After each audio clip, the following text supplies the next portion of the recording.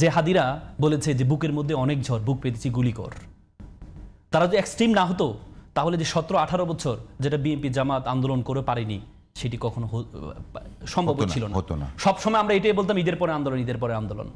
যে March for democracy আন্দোলনটা ধরে রেখেছে, মার্চ ফর ডেমোক্রেসি ঘোষণা দিয়েছিল বেগম জিয়া, বালুর টাক আমরা সরাইতে পারিনি। সেদিন বালুর টাক সরাইতে গিয়ে যদি 5 জন 10 জন শহীদ হতো তাহলে তারা এক একজন হাদি হতো, কিন্তু সেদিন আমরা পারিনি। আজকে যখন এই তরুণ প্রজন্মের নেতৃত্বে যখন নতুন বাংলাদেশ আমরা পেয়েছি, সেই বাংলাদেশ এখন তাদেরকে আমরা ওন করতে পারছি না, তাদের বিপ্লবকে আমরা ওন করতে পারছি না। হাদি কি বলেছে? হাদিকে যখন প্রশ্ন করা হয়েছিল যে আপনি যে এইভাবে গালি দেন, এই গালিটা কি সৌজন্যতা বোধ? সে বলেছে এই গালিগুলো হচ্ছে যারা ফ্যাসিস্ট তাদের জন্য, এবং ভবিষ্যতে যারা ফ্যাসিস্ট হবে তাদের জন্য এই গালিগুলো আমি রেখে দিলাম।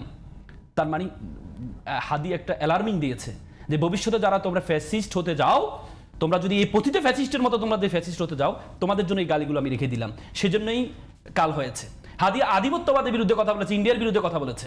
আজকে ইন্ডিয়ার বিরুদ্ধে কথা বলার কারণেই আজকে বিএনপি তাকে ভালোভাবে নিচ্ছে না। আপনি দেখেন আনন্দবাজার পত্রিকা রিসেন্টলি একটা রিপোর্ট করেছে, রিপোর্টে বলেছে যে খালেদার পুত্র সম্বল নয়াদিল্লির বন্ধুত্ব।